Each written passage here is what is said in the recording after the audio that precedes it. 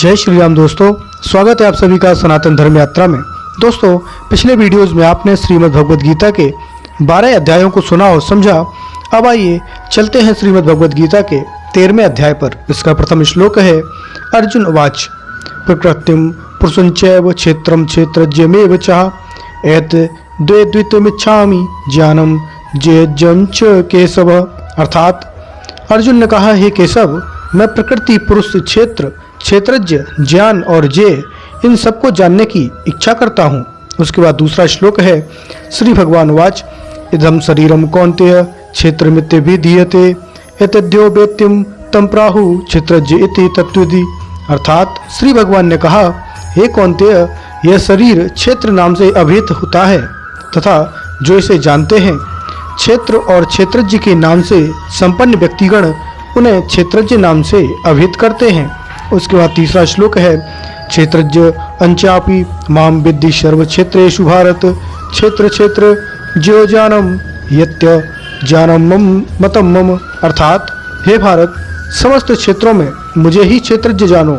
देह रूप क्षेत्र तथा जीव और ईश्वर रूप क्षेत्रज्ञ का जो तत्व ज्ञान है मेरे मत में वही ज्ञान है। उसके बाद चौथा श्लोक है तत्क्षेत्रम यंच याद्रक चायधिकारी यतश्च यत साचायो यत प्रभावो वश्य तत्समानेन में शृणु। अर्थात वह क्षेत्र क्या है, वह कैसा है, उसका विकार कैसा है, वह किस प्रयोजन से किससे उत्पन्न हुआ है, एवं वह क्षेत्रज्ञ जिस स्वरूप वाला तथा प्रभाव वाला है, ये सब मुझसे संक्षेप में सुनो।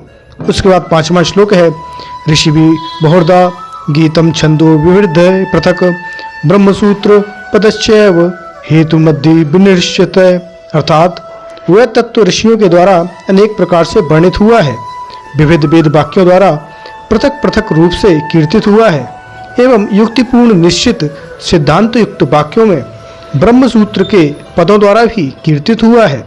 उसके बाद छठवां और सातवां श्लोक है महाभूत्यहंकारो बुद्धिरव्य व्यक्तमेव चाह इंद्रियाणि दशं चैव पंच चेन्द्रिया गोचरः इच्छा द्वेष सुखम दुखम संघात सचेतनः धृति एतत् क्षेत्रम समासेन सविकार मुदाहितम। अर्थात पांच महाभूत अहंकार, बुद्धि, प्रकृति, एकादश इंद्रियां, शब्द, स्पर्श आदि पांच इंद्रियों के विषय इच्छा, द्वेष, सुख, दुख, शरीर, ज्ञान और धैर्य, इन विकारों के साथ संक्षेप में क्षेत्र के विषय में कहा गया है। उसके बाद सातवां, आठवां, नौवां, 10वां और 11वां 12वां श्लोक हैं अमानित्व मदभिभीम अत्महिंसा शांति वाराजनम आचर्यो अपाशनम शौचम स्थैव मामित्ति विनिग्रह इंद्रियार्थेषु वैराग्य मन अहंकार एव चाह जन्म मृत्यु जराव्याधि दुखो दोष नु दर्शनम अशक्ति नर भिंगशव पुत्रदार गृह दशु नितंप्य समचित्व मिष्टा निष्ठोपपतिषु मयि चान यनोज्ञान भक्तिरव्य विभाचरणी विविक्त देश क्षेत्वित्व मरति जनर संसदि अध्यात्म ज्ञान नित्यत्वम तत्व ज्ञान दर्शनम एतन ज्ञानमिति प्रोक्तम ज्ञानम यदोत अन्यः।